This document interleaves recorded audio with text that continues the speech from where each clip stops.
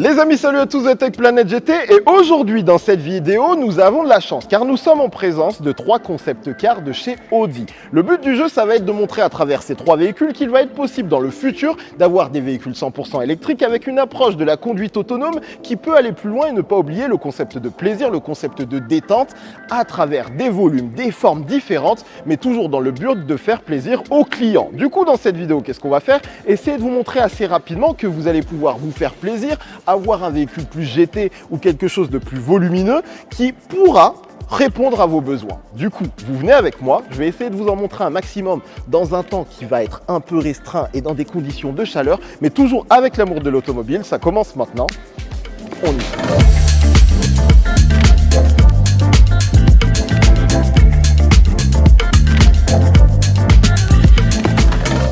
On va commencer tranquillement en parlant d'Audi Skyfair parce que c'est le premier concept car qui a été présenté et comme vous pouvez le voir, on est sur une approche très sportive dans le style coupé cabriolet avec une face avant très agressive d'une certaine manière. On retrouve la single frame qui s'est un peu élargie, vraiment une réinterprétation intéressante parce que on sent que vraiment Audi va changer son style dans les années à venir. N'oubliez pas, on va parler de conduite autonome de niveau 4 et même si cette voiture sent le plaisir de conduite, elle ne va pas oublier de vous permettre de vous relaxer et de laisser la voiture faire. Si on regarde la face avant, c'est assez intéressant de voir et on nous expliquait un petit peu que d'une certaine manière, c'est une voiture dont on n'a pas besoin, mais c'est une voiture dont on a envie. C'est-à-dire que avoir un aussi grand capot, ce n'est pas forcément utile. Avoir un véhicule de cette taille-là qui vous offre de place, ce n'est pas forcément utile. Avoir des jantes de 23 pouces avec un design aussi particulier, ce n'est pas utile. Mais le but, c'est de réussir à créer du désir sur un véhicule qui,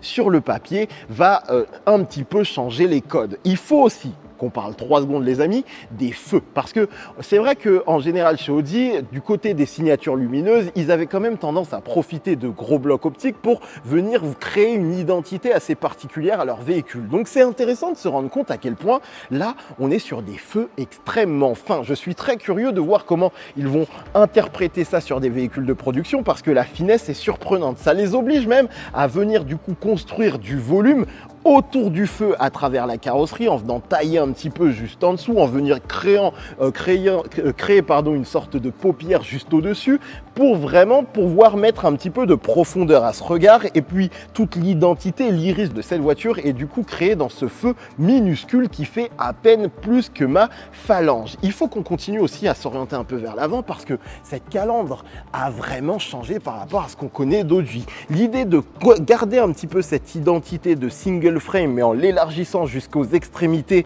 de cette face avant et surtout en y mettant vraiment beaucoup de volume est assez cool parce que ça participe à allonger ce capot, c'est-à-dire que la single frame est une véritable continuité de ce capot. Et puis après, on va du coup jeter un œil au profil et j'aime beaucoup ce qui nous est proposé. C'est bête, simple, efficace. C'est-à-dire que évidemment, il faut qu'on ait quelque chose d'élancé. Le but du jeu, du coup, c'est de venir créer des ailes bien marquées. Vous pouvez voir que du coup, on a une légère remontée du capot qui vient redescendre juste au-dessus du passage de roue. Ça vraiment, ça crée un déport, ça pose la voiture.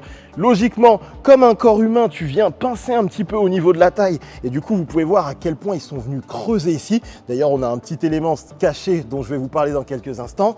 Et puis, après, tu viens recréer de la hanche, tu viens remettre du volume pour poser le popotin de la voiture et logiquement, vous pouvez voir que de la hanche, il y en a vraiment beaucoup, ce qui fait plaisir. Et puis après, c'est toujours intéressant d'avoir un fessier bien dessiné qui retombe correctement, qui a un peu de volume. Et là, du fessier, mon ami, tu peux voir qu'ils sont venus travailler tout en intelligence pour vous offrir quelque chose qui a vraiment de la gueule et qui est en plus novateur. Parce que regardez, cette chute de toit très prononcée, en plus on part déjà de très bas à la base et vous avez cette mise en valeur de la bagagerie sous cette zone de plexiglas très travaillée en volume et puis là on a la signature lumineuse qui prend toute la largeur de la voiture avec encore une fois cette interprétation visuelle assez moderne et puis du volume, du creux très bien fait qui vient ensuite dessiner le diffuseur de manière simple, efficace mais très séduisante. Sportivité mais sportivité moderne.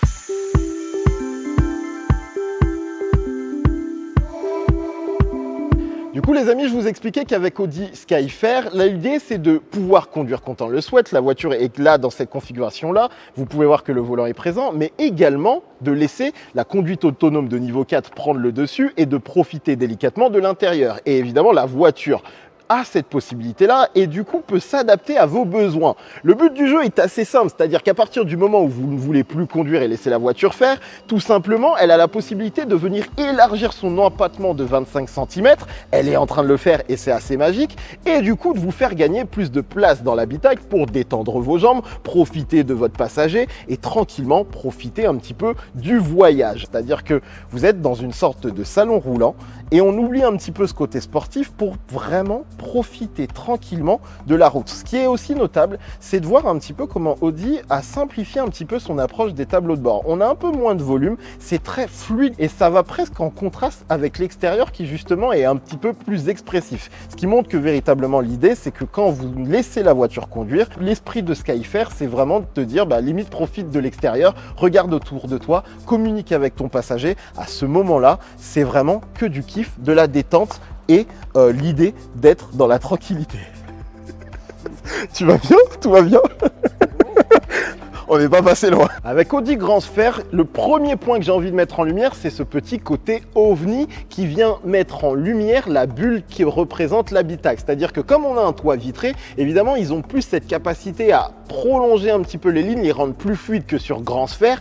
Et vraiment, on sent que le but du jeu, c'est de vous dire tout se passe à l'intérieur. En fait, je ne sais pas si vous l'avez compris, mais le but du jeu qui a été pour les designers, c'est de commencer par développer une réflexion autour de ce qu'ils voulaient proposer à l'intérieur et ensuite de venir le moduler dans différentes propositions à travers Grand Sphere. Là où sur Skyfair, on est sur une approche plutôt sportive, elle se veut plutôt GT. C'est une sorte de limousine 4 places où le but du jeu, c'est qu'habituellement, on met en avant les places les plus confortables à l'arrière sur ce type de véhicule parce que vous avez un conducteur qui transporte des passagers qui ont besoin de se détendre. Là, le but du jeu, c'est que ce soit les conducteurs en position avant qui puissent véritablement profiter du confort maximal. Le but du jeu, c'est que tu ne conduises même plus et que la voiture fasse le travail pour toi. Tu n'as plus besoin de conducteur. Du coup, tu te positionnes quand même à l'avant, mais la voiture va t'accompagner. Et vraiment, on sent cette sensation un petit peu de véhicule pensé pour venir flotter sur la route. Regardez à quel point Audi est venu fluidifier un petit peu ses lignes en comparaison avec Skyfair qui a un travail de style plus tendu. Ce qui est assez appréciable, c'est vraiment de se rendre compte à quel point on a une sorte de rondeur et à travers des petites touches de style, à travers des petites touches de ligne plus prononcées, on garde un caractère qui va bien à Audi. On le voit aussi juste dans l'intégration du logo, c'est-à-dire que vraiment on n'a même plus de relief, c'est juste un jeu de lumière limite qui vraiment se fait dans la douceur et même l'insertion de cette single frame qui encore une fois offre une interprétation nouvelle et qui est insérée derrière une sorte de dôme en plexiglas joue sur des lignes assez douces, fluides qui font du bien à la proposition d'Audi. Vous pouvez également noter qu'on retrouve encore une fois mes feux très fins avec une nouvelle interprétation de la signature lumineuse qui vient lui donner ce regard. Et puis ce que j'aime bien, c'est cette petite touche de design, cette remontée d'ailettes qui reste une pièce complète du pare-choc et toujours pour un peu de dynamisme, la lame en partie basse qui vient ajouter un peu de caractère à la voiture. Mais vraiment, regardez à quel point on est dans la fluidité et à quel point aussi le pare-brise vient s'insérer dans le capot qui remonte autour pour avoir cet effet bulle. Tu mets quand même un peu de muscle, un petit peu d'appui, bien sûr de manière moins prononcée que sur la version plus sportive, plus puissante, mais avec encore une fois la volonté de donner un peu de style, un petit peu de prestance et d'assise à la voiture. Du coup, tu fais ressortir les hanches. On retrouve des grosses jantes de 23 pouces, on est sur un concept car on se fait plaisir. On peut noter cet effet un peu bateau avec des lignes très flottantes qui remontent, qui posent un peu la voiture. Et à l'arrière, on a encore cet effet très ovni d'une certaine manière, très fluide.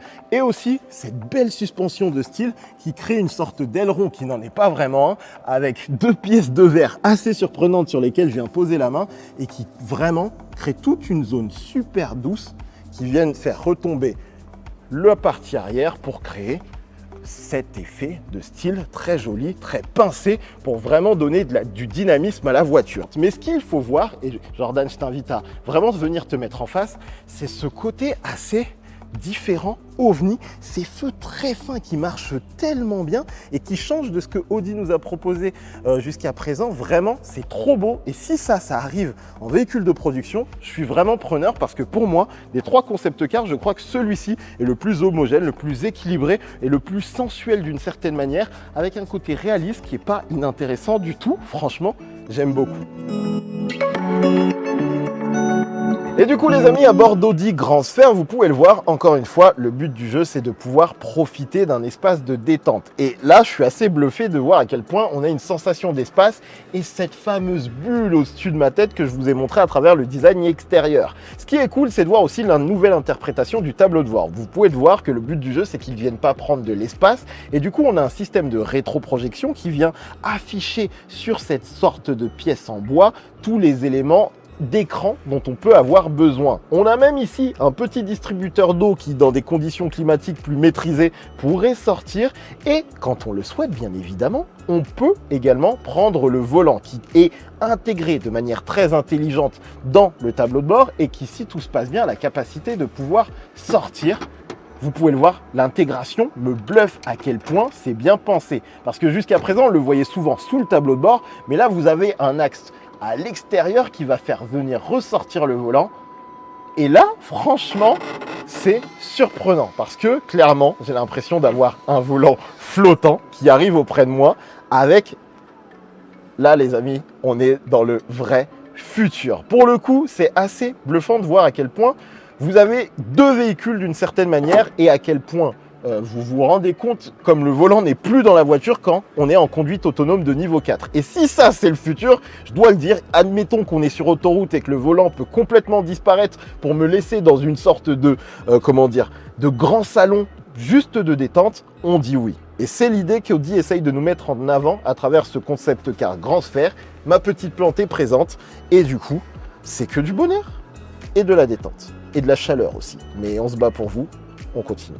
3e concept car, c'est cadeau avec Urban Sphere. Ici, vous pouvez le voir, en termes de volume, on y va.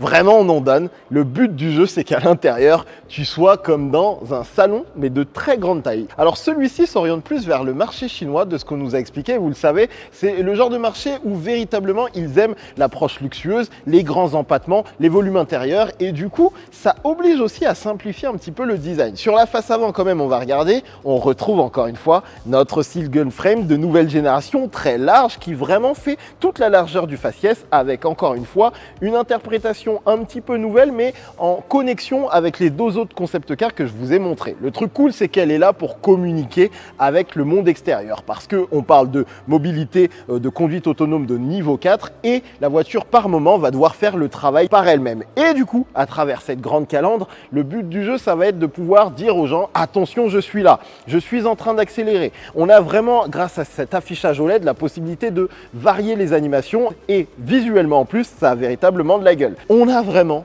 une réinterprétation de ce qu'on a pu voir sur Skyfair et sur Grand Sphere, mais dans un volume beaucoup plus important. Le capot est bien plus court parce que, encore une fois, on garde cet effet bulle, mais vous allez le voir à l'intérieur, toujours plus de volume. Si on regarde aussi du côté du profil, on va quand même prendre 3 secondes pour noter que mes feux très fins sont toujours présents, qu'on a encore une identité visuelle un petit peu différente, mais ce jeu de regard qui marche bien, qui est une véritable nouvelle interprétation chez Audi. Et puis les jantes, cette fois nous ne sommes pas sur du 23 pouces, mais sur du 24 pouces les amis, avec quelque chose de très massif et au style très dessiné. Alors très certainement que sur des versions de production, on aurait des jantes un petit peu moins aérées. Le but du jeu, c'est d'avoir de l'autonomie sur les véhicules électriques. Et après, sur le profil, forcément, on a tellement de masse qu'ils ne sont pas allés trop loin dans la folie. Ce qui est intéressant de noter, c'est le côté plus monospace sur la partie avant. Jordan me le faisait noter. Quant à l'arrière, on est sur une approche un petit peu plus SUV. Et petit point de liaison entre les 3 concept cars, c'est cette petite barre de chrome toute fine qui vient surplomber le vitrage pour venir casser un petit peu l'importance des vitres et mettre un peu de dynamisme dans la voiture. Sur le profil, vous pouvez le voir, il n'y a pas grand chose à noter.